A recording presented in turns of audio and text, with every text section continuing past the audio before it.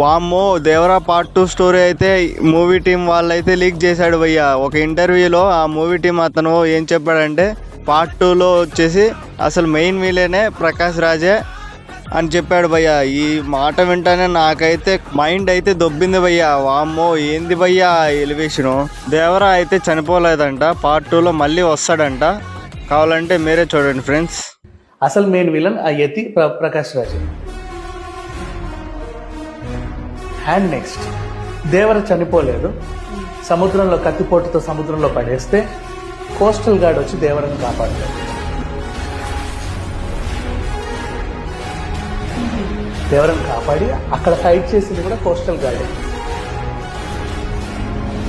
సముద్రంలో ఫైట్ చేసింది కూడా కిల్లోడు కాదు దేవరే. అది మీకు పార్ట్ 2లో చూపిస్తాను. చూసారు కదా ఫ్రెండ్స్, ప్రకాష్ రాజ్ గుంటనక్కలాగా ఉండి వెన్నుపోటు పొడి చేసినాడు. దీని మీద మీ ఒపీనియన్ ఏంటో కామెంట్ చేయండి. ఎన్టీఆర్ అన్న ఫ్యాన్స్ లైక్ కొట్టండి ఫ్రెండ్స్.